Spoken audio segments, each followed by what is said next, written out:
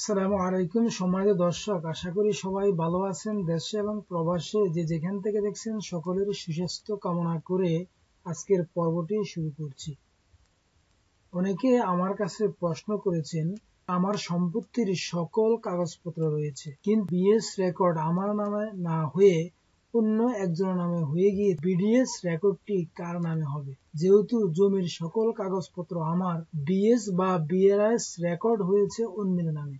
এখানে বিষয় হচ্ছে আপনার দলিল এবং আপনার কাগজপত্র সবকিছু রয়েছে এবং আপনি শান্তিপূর্ণভাবে আপনার জমিতে ভোগ দখলও আছেন। বিএস বা বিআরএস রেকর্ড অন্যের নামে এবং এই রেকর্ড সংশোধন করার জন্য আপনি মোকদ্দমা করছেন।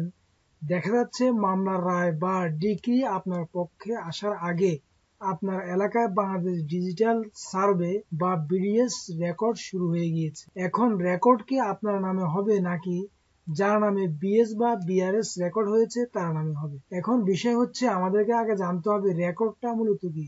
রেকর্ড হচ্ছে যখন একটি জরিপ হয়, ওই জরিপের কার্যক্রম শেষ হওয়ার পর আপনার নামে যেই খতিয়ান প্রস্তুত করা হয় সেটি হচ্ছে রেকর্ডীয় খতিয়ান। আর এই খতিয়ান হচ্ছে সরকারের দলিল।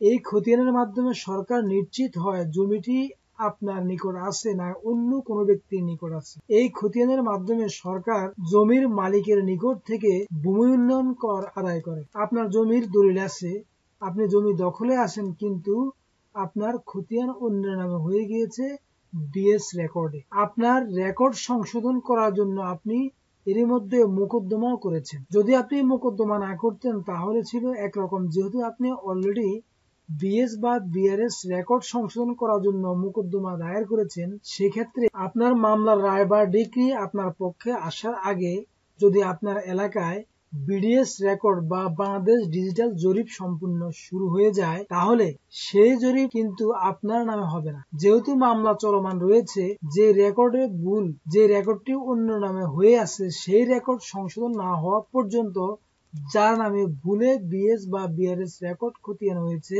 তার নামেই কিন্তু বিডিএস রেকর্ডটি হবে। যেহেতু বিডিএস রেকর্ড সম্পূর্ণ ইলেকট্রনিক্স পদ্ধতিতে হবে, তাই সেখানে কোনো সার্ভেয়ারের প্রয়োজন হবে না। আমাদের আগের যে রেকর্ড বা খতিয়ান, যেমন সিএস খতিয়ান, এসএ খতিয়ান, আরএস খতিয়ান এবং বিএস বা বিআরএস খতিয়ানগুলো ম্যানুয়াল পদ্ধতিতে সরজমিনে হাতে কলমে কাগজে নকশা তৈরি করে হয়েছে। এখন যে বিডিএস জরিপ বা বাংলাদেশ ডিজিটাল সার্ভে অনুষ্ঠিত হবে, সে জরিপটি সম্পূর্ণ ইলেকট্রনিক পদ্ধতিতে ড্রোনের মাধ্যমে সার্ভে করা হবে এবং স্থির ছবি নেওয়া হচ্ছে, ভিডিও নেওয়া হচ্ছে।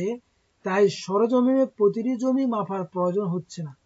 ড্রোনের মাধ্যমে সেই ভিডিও চিত্র নিখুঁতভাবে তৈরি হচ্ছে, যাতে করে জমির মালিকের জমিটি সুন্দরভাবে তার নামে একটি রেকর্ড করে দেওয়া যায় এবং একটি ম্যাপ তৈরি করে দেওয়া যায়। এখানে মূল বিষয় হচ্ছে আগের রেকর্ড যার নামে থাকবে, বিডিএস রেকর্ড বা বাংলাদেশ ডিজিটাল সার্ভেটি তার নামেই হবে। তাহলে আপনার কি জমি ছেড়ে দিতে হবে? এখানে বিষয় হচ্ছে আপনাকে জমিটি ছেড়ে দিতে হবে না, আপনাকে একটু অপেক্ষা করতে হবে যতক্ষণ পর্যন্ত আপনার বিএস রেকর্ড সংশোধনের মামলার রায়টি আপনার পক্ষে না আসে। এবং মামলার ডিক্রি যখন আপনার পক্ষে আসবে, যদি আপনার সকল কাগজপত্র ঠিক থাকে, তাহলে আপনি আদালতের রায় যখন আপনার পক্ষে পেয়ে যাবেন, আপনি যখন রায় পেয়ে যাবেন, সেই রায়ের কপি যখন আপনি ভূমি অফিসে নিয়ে যাবেন, তখন তারা আদালতের রায় বা ডিক্রি দেখে আপনার খতিয়ানটি আপডেট করে দিবে। যেহেতু বিএস বা বিআরএস রেকর্ড আপনার নামে সংশোধন হয়ে আসছে, বিডিএস রেকর্ড বা বাংলাদেশ ডিজিটাল সার্ভে জরিপটি সংশোধন করে আপনার নামে দিয়ে দেওয়া হবে।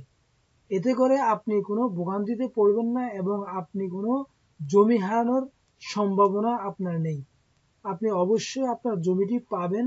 এই ক্ষেত্রে অবশ্যই আদালতের রায় আপনার পক্ষে আসতে হবে এবং আদালতের রায় আপনার পক্ষে আসলে তখন ওই রায়ের কপি নিয়ে যখন আপনি ভূমি অফিসে যাবেন, তখন আবেদন করবেন, তখন তারা আপনার ওই রেকর্ডটিকে আপডেট করে দিয়ে দিবে।